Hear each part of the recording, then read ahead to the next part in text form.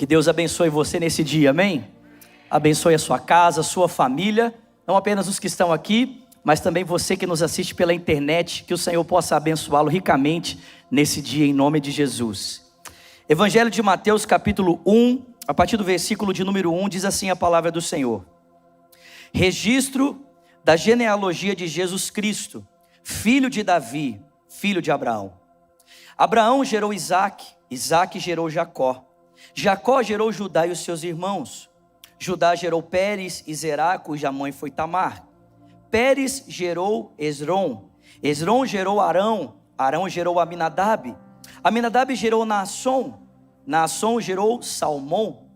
Salmão gerou Boaz, cuja mãe foi Raabe. Boaz gerou Obed, cuja mãe foi Ruth. Obed gerou Jessé, e Jessé gerou o rei Davi. Mateus capítulo 1, verso 6.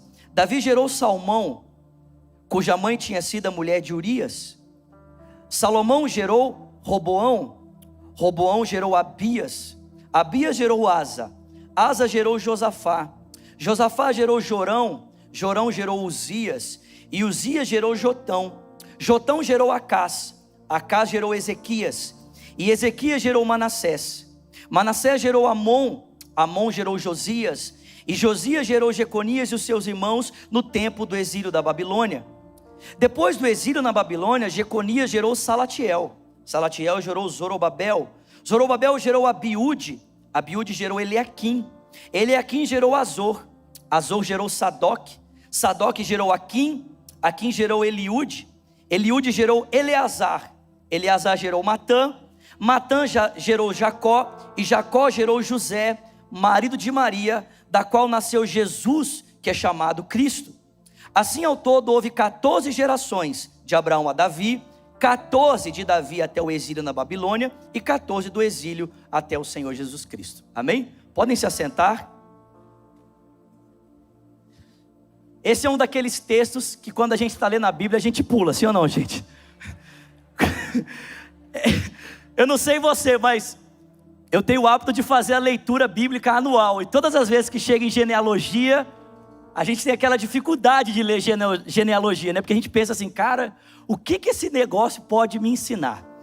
Bom, eu quero falar com você nesse dia sobre a missão de Deus. E para nós falarmos sobre a missão de Deus e sobre esse texto, eu preciso te lembrar que quem escreveu esse livro foi um homem chamado Mateus, que também nos evangelhos é conhecido como Levi. E a profissão dele era ser um cobrador de impostos. Bom, sendo Mateus ou Levi um judeu, para trabalhar na coletoria de impostos romana, ele precisou negar duas coisas muito importantes na vida dele. Em primeiro lugar, ele precisou negar os seus vínculos espirituais com a sua nação. Ou seja, para trabalhar para os romanos como um cobrador de impostos, Levi não podia mais servir o Deus de Israel. Mas não apenas isso, ele negou também qualquer vínculo nacional. Então ele não apenas abriu mão dos seus vínculos religiosos com a sua nação, mas também abriu vínculos da sua nacionalidade. Ele não tinha mais algum tipo de contato nacional com o seu povo, não os respeitava mais por causa da sua nacionalidade. E talvez seja essa uma das razões porque os publicanos eram tão odiados pelo povo. Talvez seja essa a razão porque a Bíblia diz que um dia um publicano estava no templo para oferecer o seu sacrifício a Deus, mesmo sendo contrário às suas decisões, e ele foi ridicularizado, foi quase expulso da sinagoga, porque não fazia parte mais da sua decisão aquele tipo de prática. Só que a Bíblia diz que um dia esse homem chamado Mateus ou Levi estava atrás de uma das suas mesas onde ele cobrava imposto, e de repente um homem de aproximadamente 30 ou 31 anos chamado Jesus se aproxima dele e diz para ele: Levi ou Mateus, larga tudo que você tem aí, vem e me segue. E a Bíblia diz que esse convite foi o suficiente para que aquele homem abandonasse os seus compromissos financeiros e nacionais com os romanos e passasse a seguir a Jesus. E esse homem andou com Jesus aproximadamente por 3 anos e meio. E o que ele viu durante esses 3 anos e meio foi tão impactante que a vida dele nunca mais foi a mesma. Ele nunca mais foi a mesma pessoa. E porque nunca mais foi o mesmo, é que ele decide escrever esse evangelho. Ele decide escrever um livro para contar aos seus conterrâneos, para contar a outros judeus, quem era aquele homem que ele havia andado por 3 anos e meio. Quem era aquele homem que ele havia caminhado ao lado dele por 3 anos e meio. E como Mateus pretende apresentar Jesus como o Messias prometido à casa de Israel, ou seja, o homem que Deus enviou para governar o mundo, ele começa essa genealogia com 2 personagens muito importantes. O primeiro personagem é Abraão. E por que Abraão? Porque Abraão foi o homem que Deus escolheu para dar origem ao povo de Israel. Lá em Gênesis 12 a Bíblia diz que Deus falou com Abraão: Abraão, sai da tua terra, da tua parentela, da casa do seu pai, e vai para a terra que eu vou mostrar para você. Então Abraão, porque foi o homem que Deus usou para dar origem ao povo de Israel. Mas um outro personagem muito importante aqui, que é Davi. Por que Davi? Porque Davi no Antigo Testamento é uma figura, é um símbolo do tipo de rei que Deus levantaria no Novo Testamento. Então Mateus está dizendo o seguinte: olha, sabe aquele Jesus que eu andei ao lado dele? Pois bem, ele é o Messias prometido à casa de Israel. Ele é o homem a quem os profetas se referiam. Ele é o novo rei que Deus está levantando. Amém, irmãos? Em outras palavras, esse capítulo 1 do Evangelho de Mateus está contando para a gente a maneira como Deus foi construindo uma história que culminou no nascimento de Jesus, que é o rei prometido a Israel, ou o Messias prometido à casa de Israel. Esse capítulo mostra para a gente a maneira como Deus foi preparando um caminho até o surgimento do Senhor Jesus Cristo. Agora eu não sei se você percebeu isso, mas para Deus preparar um caminho que culminou no nascimento de Cristo, o rei prometido à casa de Israel e o rei prometido a todas as nações, Deus não está usando anjos, Deus não está usando querubins e nem de serafins. Para Deus preparar um caminho que culminou no nascimento do Senhor, Mateus diz para mim e para você que Deus escolheu usar pessoas, porque essa genealogia está cheia de nome de pessoas, pessoas como eu e pessoas como você. Ou eu poderia até dizer que são pessoas que talvez nem eu e nem você ousaríamos escolher para fazer parte de um projeto tão importante como esse. Porque eu não sei se você entende isso, mas não existe projeto mais nobre do que o projeto de Deus. Não existe história mais nobre do que a história de Deus. E Deus está chamando pessoas para fazerem parte da sua história. Mas são pessoas imperfeitas, pessoas falhas, pessoas que talvez nem eu e nem você escolheríamos.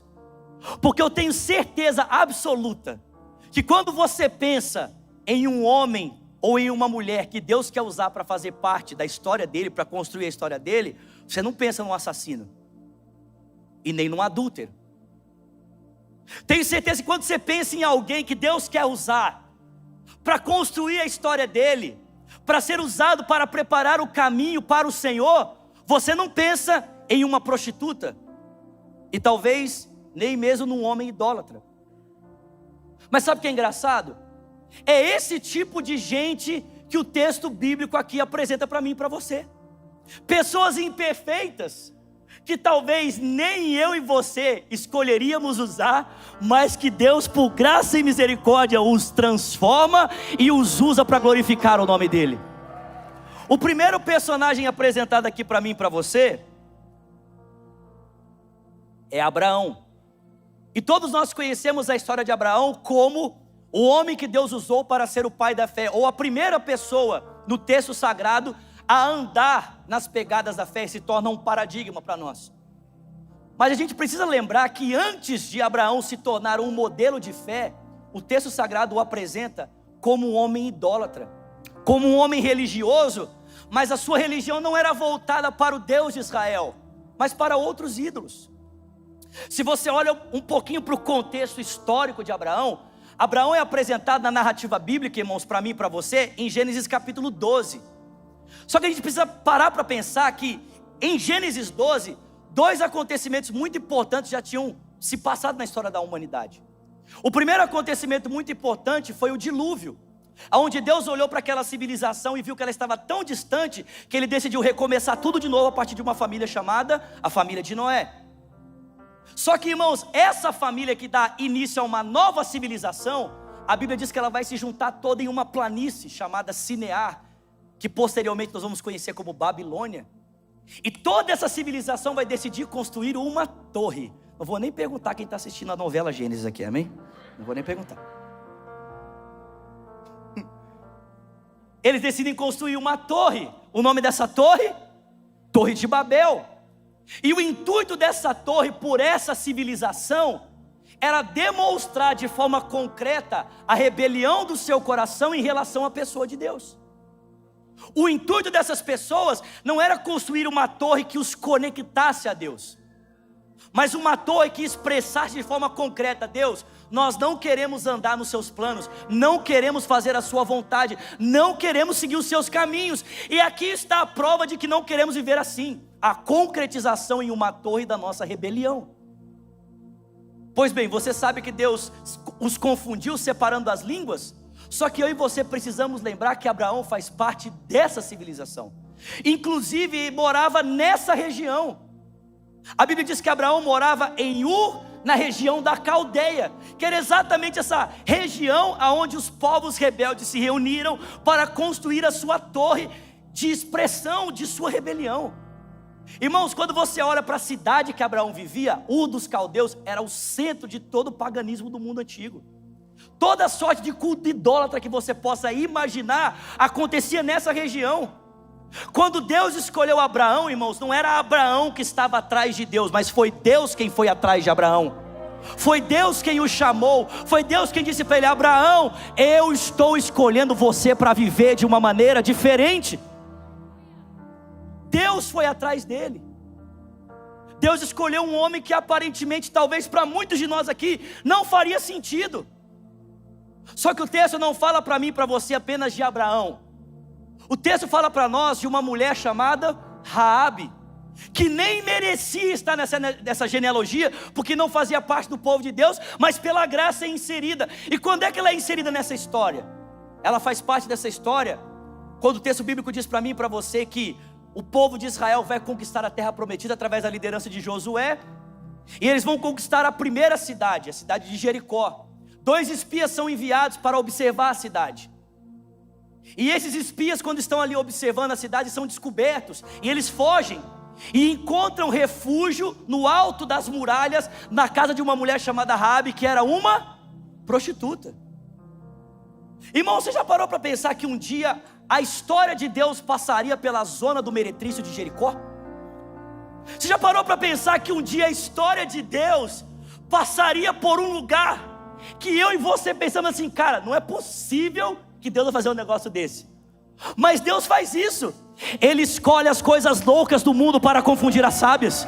Ele escolhe as coisas que não são para confundir as que são, e escolhe as fracas e desprezíveis para confundir as fortes, a fim de que nenhuma carne se glorie na presença de Deus.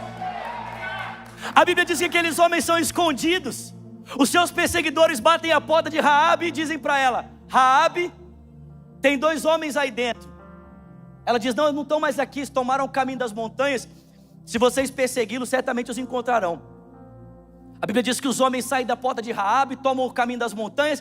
Ela os tira do esconderijo e fala para eles: olha, a cidade toda sabe que Deus já entregou Jericó na mão de vocês, mas porque eu os acolhi e os protegi, me prometam uma coisa: quando vocês entrarem para possuir a cidade, poupem a mim e a minha família. A Bíblia diz que aqueles 2 espias olham para Raabe e dizem: olha, se você e a sua família estiverem debaixo desse telhado, quando nós invadimos a cidade, vocês todos serão poupados. Se estiverem separados, não nos responsabilizamos. E que seja esse pedaço de pano vermelho pendurado em sua janela o símbolo da nossa aliança. Irmãos, Deus escolheu um homem idólatra. Deus escolheu uma mulher que tinha como seu ofício profissional a prostituição. Só que Deus não escolheu apenas Abraão, e Deus não escolheu apenas Raabe. Deus escolheu também um homem chamado Davi. E todos nós gostamos da história de Davi, porque de alguma forma nós nos identificamos com ele, quando de todos os seus irmãos ele foi desprezado e escolhido só depois, quando seu pai se lembrou: ah, tem mais um. E como eu disse para os irmãos na semana passada, esse menino de 17 anos que foi escolhido para ser o próximo rei de Israel, depois de tantas coisas, se torna rei, traz a arca de volta. Só que a Bíblia diz que no ano em que os reis iam para a guerra, ou seja, no tempo em que era hora de conquista, era hora de vencer, a Bíblia diz que Davi decidiu ficar no seu palácio. E do seu palácio a Bíblia diz que um dia ele saiu na varanda para talvez observar a grandeza do seu reino. E a Bíblia diz que ali, observando talvez a grandeza do seu reino, do alto ele avistou uma mulher que estava nua, estava se banhando. A Bíblia diz que havia encerrado o seu ciclo. E a Bíblia diz que de repente, observando aquela mulher, Davi a cobiçou no seu coração. Eu acho muito bonito esse salto que a Escritura faz das ações externas do rei para as intenções do seu coração. Davi não estava ali apenas olhando a mulher, mas ele a cobiçou. E a Bíblia diz que porque a cobiçou, mandou a chamar e ele se deitou com ela. Passa-se um tempo, Davi recebe uma notícia no palácio: Betsebe está grávida. E o rei agora, sabendo que havia cometido adultério, e que o seu adultério poderia se tornar público, e as punições que isso poderia trazer a ele, ele começa a elaborar planos para esconder o seu pecado. E a primeira tentativa de Davi para ocultar o seu erro é trazer o marido da mulher de volta da guerra. Ele manda chamar Urias. E a Bíblia diz que quando Urias chega, Davi fala para ele: olha, volta para tua casa, deita-te com a tua esposa. Faz tanto tempo que você está à frente da batalha, vai ter um conforto no seu lar. A Bíblia diz que esse homem olha para o rei e fala assim: rei, como é que eu posso voltar para minha casa e deitar com a minha esposa, enquanto todos os meus companheiros estão na guerra a padecer? E a Bíblia diz que ele dormiu na porta do palácio. No outro dia, Davi descobre que o homem não voltou para casa. Ele decide fazer uma outra coisa. Segunda tentativa, ele dá uma festa. Ele embriaga Urias. E embriagado ele manda levá-lo para casa para que ele se deite com a sua mulher, e que aquela gravidez então seja forjada e seja dada a Urias. Mas a Bíblia diz que bêbado, o homem volta da sua casa para deitar na porta do palácio. Bêbado. A Bíblia diz que no outro dia Davi descobre que Urias não ficou em casa. E então ele manda dar uma ordem. Ele diz a um dos seus comandantes: qual o pior lugar da guerra? Coloca esse homem lá. E passados poucos dias, se recebe a notícia: olha, Urias morreu na frente da batalha. A Bíblia diz que Davi celebra a morte desse homem e se casa com Betseba, assumindo o filho que nela estava. E parecia tudo certo aos olhos de todas as pessoas, mas não aos olhos de Deus. Parecia que tudo tinha dado certo aos olhos de todo o povo, mas não aos olhos daquele em que Davi vivia constantemente a sua presença. E a Bíblia diz que Davi ouve então a sua porta bater. É o profeta Natan que está batendo na sua porta, e Natan é convidado para entrar, e ele começa a contar uma história para Davi. Ele diz: olha, Davi, tem um homem aqui no seu reino que é dono de muitas posses, inclusive de um vasto rebanho. E ele recebeu alguns convidados na sua casa, só que em vez de ele tomar de uma das suas ovelhas, sacrificar e oferecer aos seus amigos, sabe o que ele fez? Ele tinha um vizinho que tinha uma única ovelha. Ele foi, tomou essa ovelha do vizinho e a matou para sacrificar aos seus amigos. Davi ficou indignado, falou assim: que absurdo! Como é que esse homem ainda está vivo? Esse homem precisa morrer. Vamos tomar esse homem e vamos matá-lo. A Bíblia diz que o profeta Natan apontou o dedo para Davi e disse: esse homem é você. Você é dono de tantas mulheres, mas decidiu tomar a ovelha ou a mulher do seu amigo, do seu irmão, que só possuía uma mulher. Irmãos, quantos de nós escolheríamos um homem assim? A maior parte de nós pensa que para Deus usar uma pessoa, essa pessoa precisa ser perfeita. Não pode ter falhas ou defeitos, ou situações a serem transformadas na sua vida. Só que eu digo para você essa manhã, você já sabe isso: Deus não escolhe pessoas perfeitas, mas Ele aperfeiçoa as pessoas que Ele escolhe. Ele não escolhe pessoas que não têm defeitos, mas Ele decide transformar os defeitos que cada um de nós temos em um troféu da sua graça, para que as pessoas possam olhar para mim e para você e dizer: foi Deus quem fez isso na vida dessa pessoa, foi Deus quem realizou essa obra na vida dessa pessoa. Talvez você esteja aqui essa manhã se furtando de participar do que Deus está fazendo, porque você olha para você e diz: Zulato, eu não sou digno, você não sabe as coisas que eu fiz, você não sabe as coisas que eu estou fazendo. Eu digo para você, se você permitir o Deus de toda a história entrar na sua história, Ele vai transformar as suas falhas em um troféu da graça e do favor dEle na sua vida. Não importa os erros que você tenha ou esteja cometendo, se você deixar Deus transformar a sua vida. Essa genealogia termina com a história de um casal. O nome dele José, o nome dela Maria. Eu pergunto para você, você já parou para pensar nas implicações que a história de Deus teve na vida desse casal chamado José e Maria? Você já parou para pensar o que aconteceu na vida deles quando os planos de Deus se cruzaram com os seus planos pessoais? A Bíblia diz, irmãos, que Maria estava prometida em casamento, talvez faltasse apenas 6 meses para ela casar, quando um anjo entrou na sua casa, dizendo para ela: salve agraciada, o Senhor é contigo. Maria ficou olhando para o anjo, porque ela não entendia aquela saudação, não fazia parte. Os judeus, quando vão cumprimentar, falam Shalom Vebrahot, ou paz e bênçãos. Mas o anjo disse para ela: salve agraciada, o Senhor é contigo. Ela ficou sem entender. E o anjo completou dizendo: mulher, você vai ficar grávida, você vai ter um filho. Ele vai ser grande, vai ser chamado Filho do Altíssimo. E o Senhor, o seu Deus, lhe dará o trono do seu pai Davi, e ele reinará para sempre. A Bíblia diz que Maria ficou olhando para o anjo, tentando entender as suas palavras. E a Bíblia diz que ela disse assim para ele: ô seu anjo, o negócio é o seguinte: como é que tudo isso vai acontecer se eu ainda sou virgem? Eu só vou casar daqui a 6 meses. Como é que isso tudo vai acontecer agora se eu ainda não fui desposada pelo meu marido? E o anjo disse para ela: descerá sobre ti o poder do Altíssimo, Ele vai cobrir você com a sombra dele, pelo que o ente santo que de ti há de nascer será chamado Filho de Deus. Você quer saber, Maria, como vai acontecer esse milagre? Eu digo para você, esse milagre vai acontecer da seguinte maneira: o Espírito Santo vai gerar esse menino no seu ventre, para que ele seja o Filho de Deus, o Santo que vai herdar o trono de Davi. A Bíblia diz que Maria olhou para o anjo e disse: que se cumpra em mim, conforme a palavra do Senhor. Mas você já parou para pensar o que significava para Maria dizer sim para a vontade de Deus? Em primeiro lugar, irmãos, dizer sim para a vontade de Deus para Maria significava perder talvez a realização dos seus planos pessoais. Porque a Bíblia diz que quando José ficou sabendo que Maria estava grávida do Espírito Santo, sabe como ele reagiu? A Bíblia diz que ele tentou se apartar do casamento e fugir secretamente, para que a culpa recaísse sobre ele e não sobre Maria. A Bíblia diz que quando José ficou sabendo que Maria estava grávida do Espírito, irmãos, ele ficou assustado.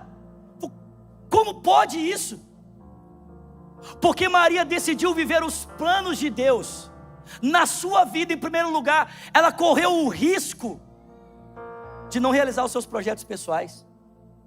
A Bíblia diz que José só decidiu casar com Maria porque o anjo lhe apareceu em sonho dizendo para ele: José, não tema receber Maria como a sua esposa, porque o que nela está sendo gerado é obra do Espírito Santo. Em segundo lugar, irmãos, Maria não apenas correu o risco de perder os seus projetos pessoais, mas ela também correu o risco de perder a sua reputação. Porque, irmãos, preste atenção: se nos nossos dias uma jovem de 16 anos, quando aparece grávida, já é um escândalo sendo mãe solteira, imagina o que não significava uma jovem de 16 anos aparecer grávida sem o seu marido no contexto de Jesus. As pessoas olhariam para Maria e a considerariam uma mulher adúltera. Seu marido havia fugido. E por último, irmãos, abraçar o projeto de Deus, abraçar a história de Deus, significava para Maria talvez correr o risco de perder a sua própria vida. Porque se Maria não pudesse comprovar que aquela gravidez era obra do Espírito Santo, se o boato se confirmasse que Maria era de fato adúltera, segundo a lei de Moisés, ela seria arrastada em praça pública e seria apedrejada à frente de todas as pessoas, por causa do seu ato de adultério. Eu digo para você, nesse dia, Deus ainda está construindo uma história que não vai resultar no nascimento de Jesus, mas uma história que vai resultar na volta do Cordeiro de Deus, na volta do Senhor Jesus Cristo. E Deus continua escolhendo pessoas imperfeitas para fazerem parte do seu projeto, pessoas que se permitem ser aperfeiçoadas por Deus para se tornarem um troféu da sua graça, mas que, por decidirem fazer parte dos planos de Deus, podem ver os seus planos pessoais serem prejudicados. Pessoas que talvez, por escolherem fazer a vontade de Deus na sua vida, talvez tenham a sua reputação prejudicada, ou até mesmo talvez venham a perder a sua vida. Mas eu digo para vocês, meus irmãos, ainda que a vontade de Deus nos custe por um tempo nossos planos pessoais, nossa reputação e a nossa vida, não existe nada melhor do que viver aquilo que Deus tem preparado para cada um de nós. A palavra diz: aquilo que o olho não viu e o ouvido não ouviu, e aquilo que jamais penetrou no coração humano, são as coisas que Deus tem preparado para aqueles. Eu estou aqui nesse dia para desafiar você, escolher viver a vontade de Deus na sua vida, não entregar os seus planos prontos para Deus, mas deixar Deus entregar os planos dele nas suas mãos.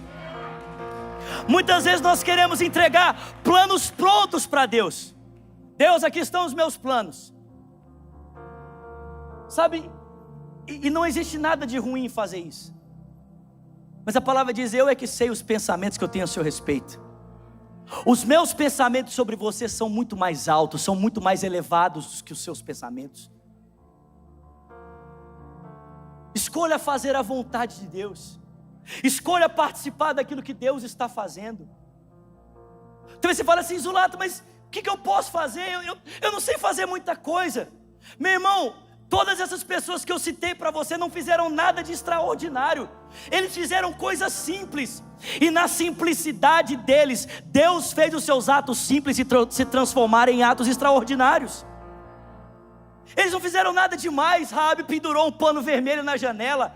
Abraão apenas decidiu ser pai de um filho. Davi foi um rei, um bom rei para a nação de Israel. Talvez esse seja o mais complicado de todos, mas ainda assim, todos fizeram coisas simples. Mas Deus transformou os atos simples em atos extraordinários. Eu não sei se você tem na sua mão um cajado ou uma vara. Não sei se você tem na sua mão um cajado ou uma rede de pescar. Não importa. Se você entregar nas mãos de Deus, Ele pode usar qualquer uma dessas coisas para a glória do nome dEle. Sabe, se nessa manhã eu e você decidimos fazer parte do que Deus está fazendo, talvez você pense assim: Azulato, mas eu já sou cristão, né? Por ser cristão, não significa que eu já estou fazendo parte da história de Deus. Eu queria acreditar que todos nós, simplesmente pelo fato de sermos cristãos, já estamos cooperando com o que Deus está fazendo. Mas irmãos, essa não é a verdade. Assim como o povo de Israel, dentre tantos que estavam e faziam parte daquela nação, nem todos cooperavam com o que Deus está fazendo. Nós também podemos ser cristãos, temos um relacionamento com Deus, mas esse relacionamento em nada refletir nas decisões que tomamos para cooperar com o seu reino e com a sua vontade. Sabe, se nesse dia eu e você decidimos fazer parte da história de Deus, se nesse dia eu e você decidimos cooperar com aquilo que Deus está fazendo, eu digo para você, existem bênçãos que Deus pode nos dar simplesmente por decidirmos cooperar com a vontade dEle. E eu vejo isso claramente na vida de José e Maria, porque eles decidiram fazer parte da história de Deus, porque eles decidiram cooperar com aquilo que Deus estava fazendo. Em primeiro lugar, irmãos, porque José e Maria decidiram cooperar com a vontade de Deus, não lhes faltou provisão para fazer a vontade de Deus. Se eu e você decidirmos cooperar com aquilo que Deus está fazendo, preste atenção, não nos faltará provisão para cumprirmos o propósito de Deus. Tudo que eu e você precisarmos para cooperar com o que Deus está fazendo vai chegar nas nossas mãos. E por que eu digo isso para você? Eu digo isso para você porque após Jesus nascer, José e Maria precisaram mudar para o Egito para proteger o seu filho. Só que segundo a cultura daquela época, José não poderia trabalhar no Egito. A sua profissão não era bem-vinda ali. Como é que José sustentaria sua mãe, sua esposa, a mãe de Jesus, o menino Jesus por aproximadamente 2 anos em um lugar que ele não poderia trabalhar? A Bíblia diz que após o nascimento de Cristo, magos vindos do Oriente vieram guiados por uma estrela e depositaram aos pés de Jesus ouro, incenso e mirra. E foi exatamente essas riquezas, irmãos, que José usou no templo do Egito para sustentar a ele e a sua família até que retornassem para Jerusalém. Se eu e você decidimos cooperar com Deus, não nos faltará provisão para fazermos a sua vontade. Segundo, se eu e você decidimos cooperar com Deus, não nos faltará direção do que precisamos fazer ou para onde precisamos ir. Não sei se você entende isso, mas quando José precisou ir para o Egito, o anjo disse para ele: tome o menino e a sua esposa e foge para o Egito para protegê-lo. Quando eles precisaram voltar, o anjo disse: agora é hora de voltar. E quando precisavam se mudar, o anjo dizia: vocês precisam se mudar. Irmãos, preste atenção, se nós decidimos cooperar com a vontade de Deus, nós não andaremos confusos ou incrédulos a respeito do que precisamos fazer ou para onde precisamos ir. Deus nos dará a direção que precisamos para fazer a sua vontade. A Bíblia diz que todos os filhos de Deus são guiados pelo Espírito de Deus. Não vai faltar direção, não vai faltar provisão para cumprir o propósito, não vai faltar direção para cumprir o propósito. E por último, não vai faltar para você amparo, não vai faltar para você pessoas que estarão ao seu lado te ajudando nessa caminhada. E por que eu digo isso? Eu digo isso porque, irmãos, muitas pessoas naquela época poderiam olhar para José e para Maria e considerá-los loucos. Imagina, um homem de aproximadamente 25 anos, com uma menina de 16, andando pelas ruas de Jerusalém dizendo: ela está grávida do Espírito Santo, ela está grávida de Deus. Muitas pessoas poderiam dizer: lá vai o casal doidinho, ó, dizendo que a esposa está grávida de Deus. Irmãos, muitas pessoas poderiam chamá-los de loucos, mas existia um casal que nunca duvidaria do que estava acontecendo na vida deles. Sabe qual é o nome deles? Zacarias e Isabel. Porque 6 meses antes do anjo visitar Maria, ele visitou Isabel, que já era velho e era estéril, não podia ter filhos. E o anjo disse para ela: Isabel, a mulher que não poderia dar à luz, vai dar luz a um menino, e ele será cheio do Espírito desde o ventre, e será um profeta do Senhor, e ele preparará o caminho do Senhor. A Bíblia diz que quando Maria foi à casa de Isabel para contar a novidade a ela, ela nem precisou abrir a boca. A Bíblia diz que o menino no ventre de Isabel começou a se mexer, e Isabel disse: aqui devo eu a honra de receber na minha casa a mãe do meu Salvador.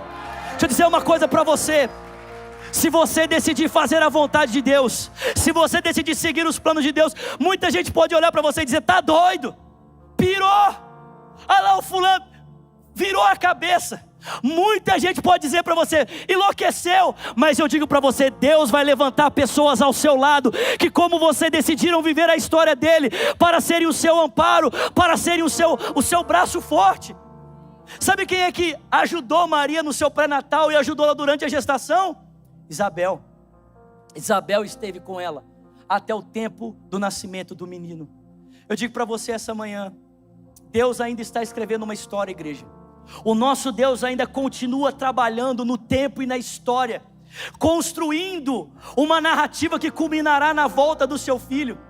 E para isso Ele usa pessoas imperfeitas, pessoas como eu e você, e talvez pessoas que eu e você nunca ousaríamos escolher para fazer parte de um projeto grandioso como esse. Pessoas que talvez não saibam fazer coisas importantes, mas farão coisas simples, e verão Deus transformar a sua simplicidade em coisas extraordinárias. Pessoas que decidem abraçar a vontade de Deus, não importa que ela custe, não importa que ela custe a sua reputação, não importa se ela custar os seus planos pessoais e nem mesmo a sua vida. Elas querem fazer a vontade de Deus. E por isso vivem da provisão do alto. E por isso vivem da direção do alto. E são aparadas por Deus através de pessoas que também decidiram viver aquilo que Deus escolheu fazer na terra, através de pessoas segundo a sua vontade. Eu pergunto para você nesse dia: qual a história está sendo escrita na sua vida? A sua ou a de Deus na sua vida? Quais são os planos que estão sendo escritos na sua história? Quais são os planos que você está escrevendo? Você tem deixado Deus escrever a história dele na sua vida? Ou você tem apenas entregado os seus planos feitos para Deus e dizendo para Ele: Deus, abençoa aqui os meus planos, porque é isso aqui que eu quero viver?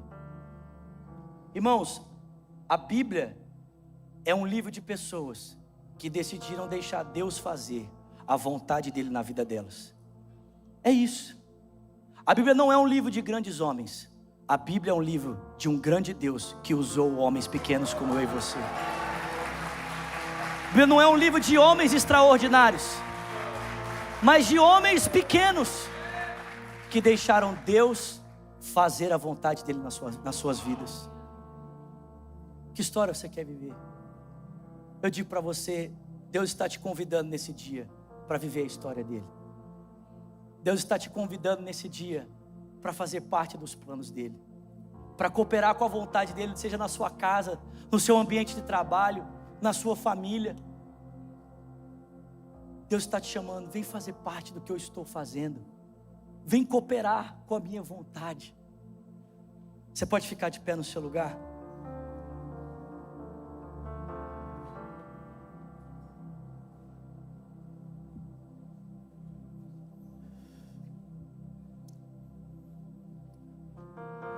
Nós vamos cantar essa canção novamente. Eu me rendo. Nós vamos dizer isso mais uma vez ao Senhor: Senhor, eu me rendo, Senhor. Eu quero fazer a tua vontade. Eu quero fazer aquilo que está no seu coração. Sabe, talvez a vontade de Deus para muitos aqui vai causar um incômodo. Aquele incômodo que José e Maria experimentaram. Talvez a vontade de Deus vai colocar você numa situação de desconforto, porque você vai ter que abrir mão de algumas coisas. Mas eu digo para você nesse dia: não olhe para trás. Não olhe para trás. Ainda que isso seja difícil, ainda que isso custe, eu digo para você: vale a pena fazer a vontade de Deus. Vale a pena viver para fazer parte dos seus planos, da sua missão. Você pode levantar suas mãos nesse dia e vamos cantar isso para a glória do Senhor. Para conhecer-te mais, para conhecer-te mais,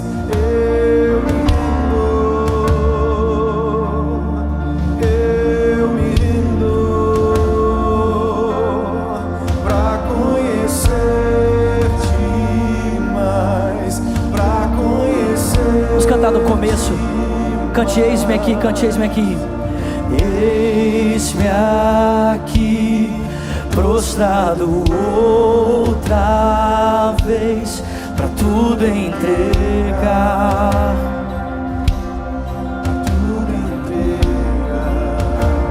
Diga para Ele: leva-me, Senhor. Leva-me perto de ti, Senhor. Eu sei por ti, sei por ti. Eu me rendo. Diga: para conhecer-te mais, para conhecer-te mais, eu me rendo.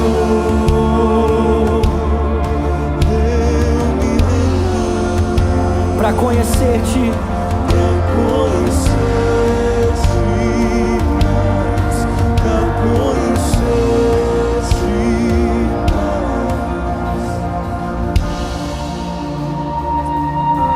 Você pode levantar suas mãos a Ele, fechar os seus olhos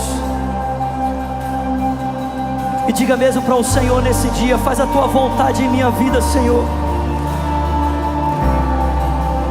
Vamos, Lagoinha, vamos. Te entregamos tudo, Senhor, te entregamos tudo.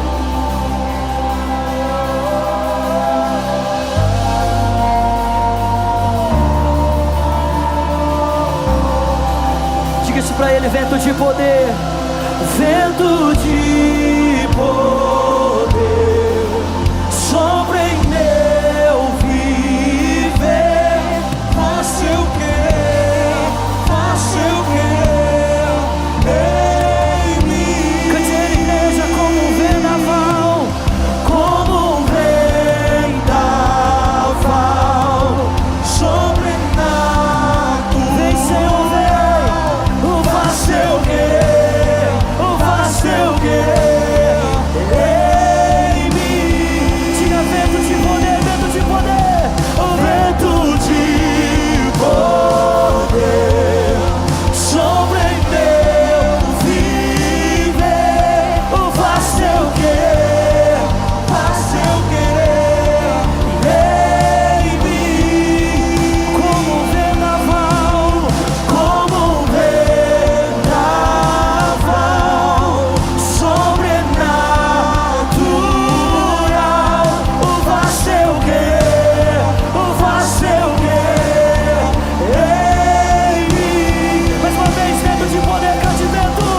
O vento de poder, sobre meu viver. O faça eu querer, o faça eu querer em mim. Como um vendaval, como um vendaval, sobrenatural. O faça eu querer, o faça eu querer em mim. Faça eu querer, o faça eu querer, o faça eu querer em mim. Faça eu querer, o faça eu querer, o faça eu querer em mim. Eu me rendo.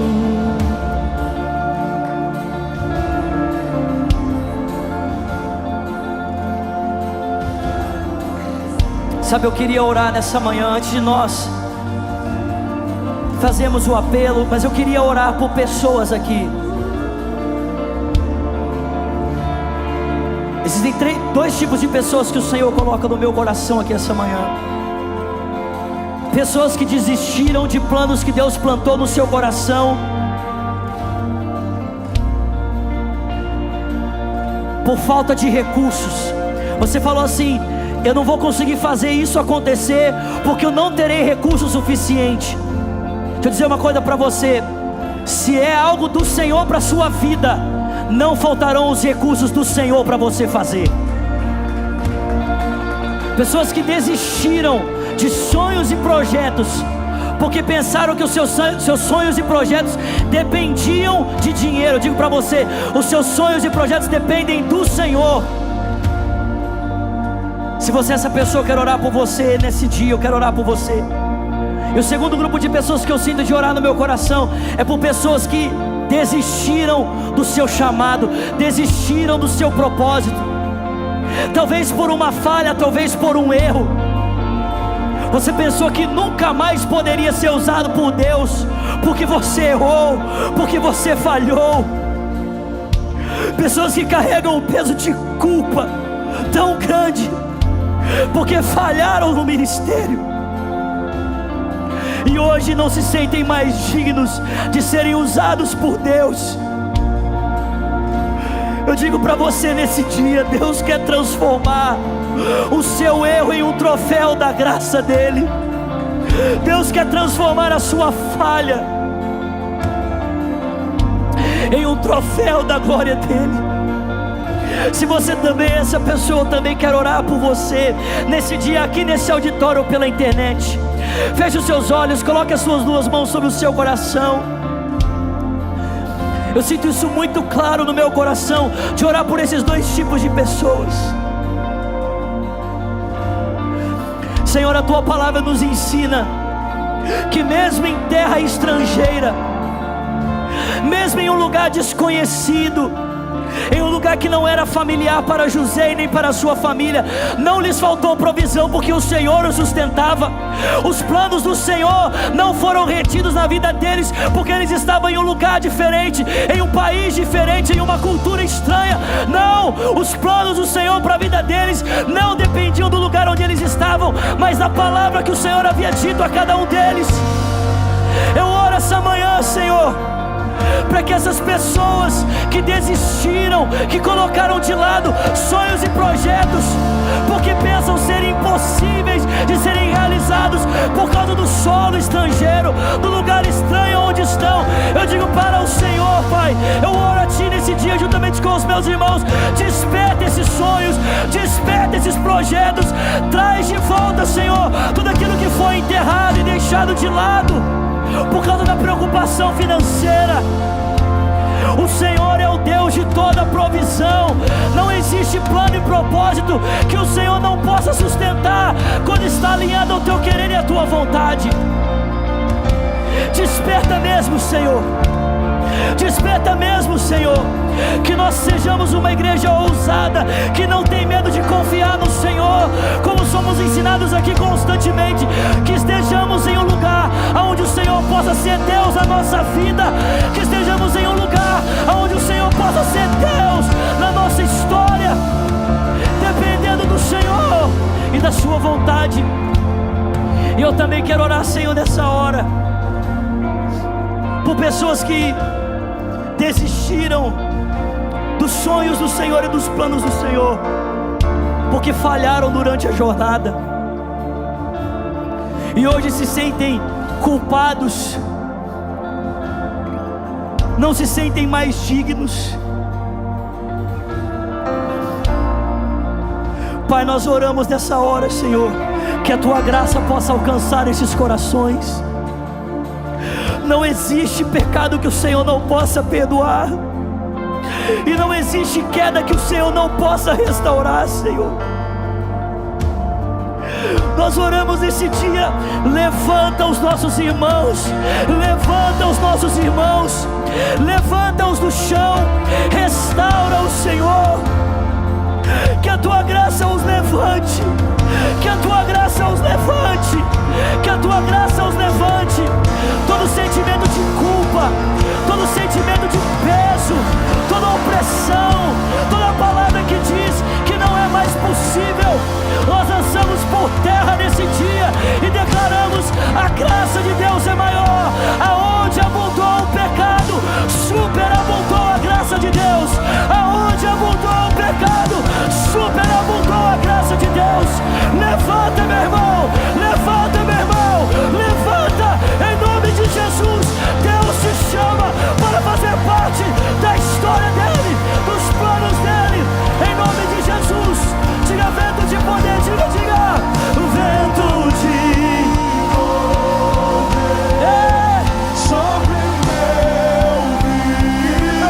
vem, Senhor, Faz seu querer, faz seu querer.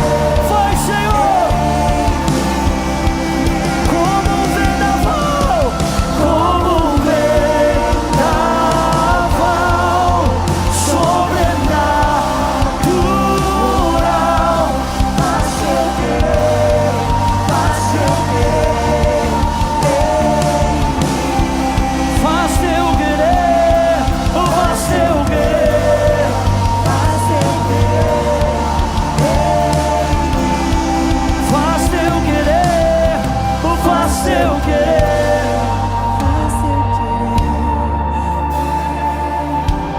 Com seus olhos fechados, ainda suas duas mãos sobre o seu coração, queria que todos orassem comigo nesse dia, tantos que estão aqui quanto quem está nos acompanhando pela internet. Ore conosco dizendo: Senhor Jesus, diga nessa manhã, eu ouvi de um Deus que escolhe pessoas, pessoas falhas, pessoas imperfeitas. Diga: Deus, eu estou aqui. Diga: eu te entrego a minha vida. Faz em mim aquilo que eu mesmo não posso fazer. Diga: eu reconheço Jesus Cristo como o meu Senhor, o meu Salvador. Ore também dizendo: e eu, Jesus, que um dia andei nos teus caminhos, mas eu me desviei. Diga: nesse dia, arrependido, eu volto, na certeza de que o Senhor me recebe.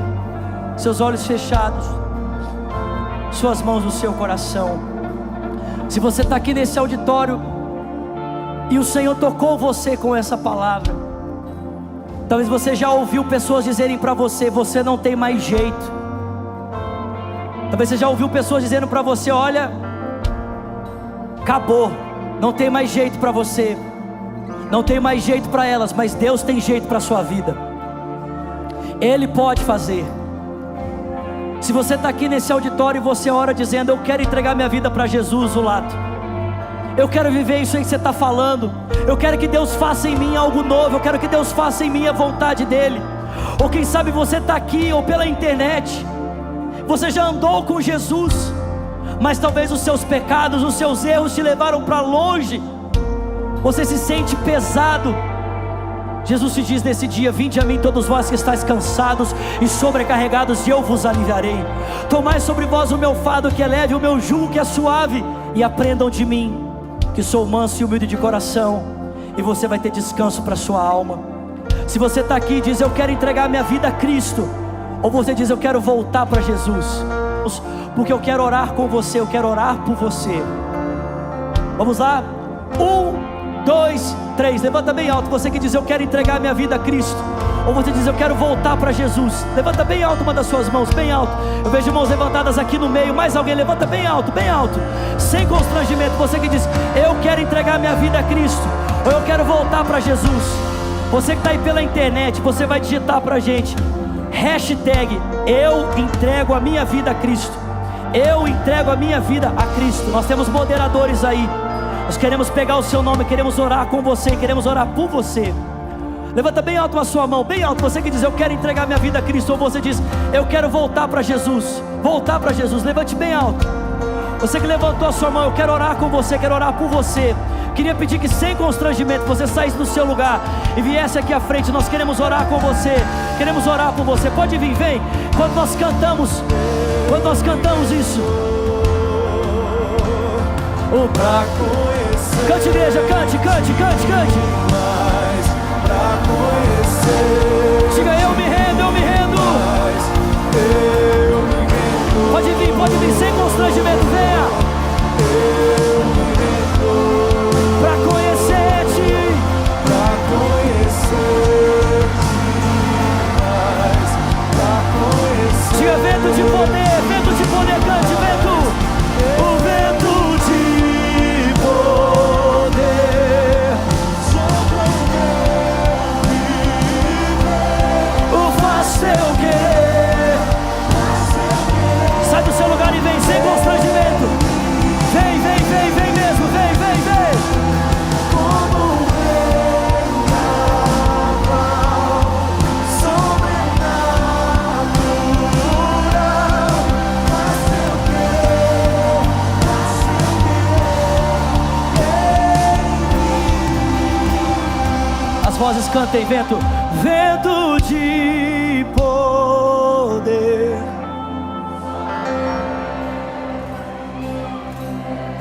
Faz teu querer.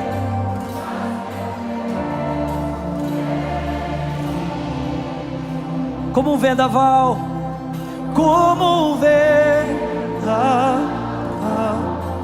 sobrenatural.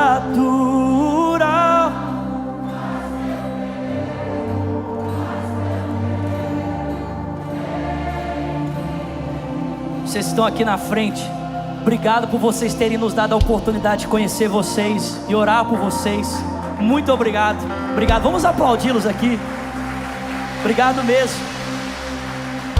Você pode estender as suas mãos para cá, igreja. E nós vamos orar. Orem comigo dizendo: Senhor Jesus, nós abençoamos cada uma dessas vidas. Diga: declaramos que elas pertencem a Ti, que elas são Tuas. Diga aí: Pai, como igreja, nós nos comprometemos em amá-los, em servi-los, em viver com eles a vida que o Senhor preparou para nós. Nós os abençoamos para a glória do Teu nome, em nome de Jesus. Amém, amém, amém, amém. Glória a Deus, glória a Deus. Olha só, o pastor André, que é o nosso pastor, ele sempre diz: nesse lugar você não vai encontrar pessoas perfeitas. Eu não sou perfeito, ninguém aqui é perfeito, mas Jesus é perfeito, e é Ele que nós estamos seguindo. Amém? Quando vocês tomam essa decisão, a Bíblia diz que o céu faz festa. E se o céu celebra vocês, nós também queremos celebrar vocês aqui embaixo. Amém? Vou contar até 3. E eu quero que você se vire para conhecer uma parte da sua família que já te ama e orava por você. Amém? Pode ser? Vocês estão comigo aí? Vamos lá? Todos juntos, vamos lá? 1, 2, 3, pode virar, pode virar.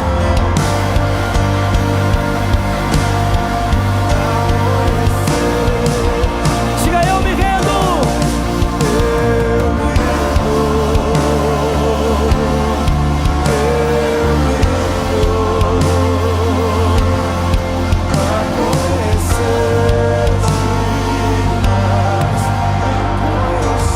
Vocês que estão aqui na frente, queria pedir só 2 minutinhos da sua atenção.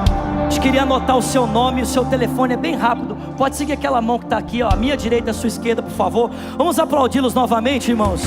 Vamos aplaudir forte, Lagoinha, vamos aplaudir forte. Glória a Deus, glória a Deus.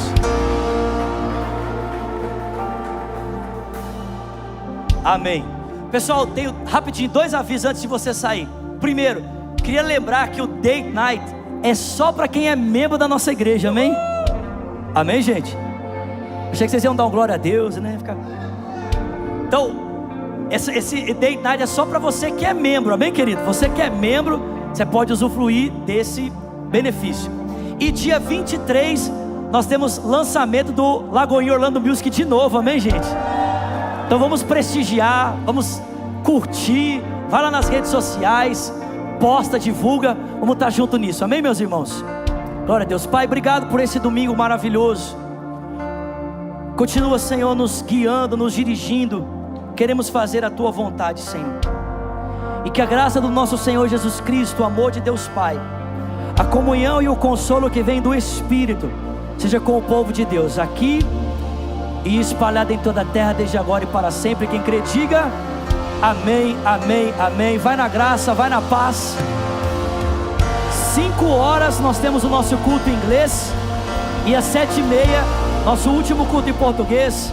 Pastor Léo vai estar trazendo uma mensagem maravilhosa. Não deixe de participar. Deus abençoe, vai na graça e vai na paz, em nome de Jesus. Amém.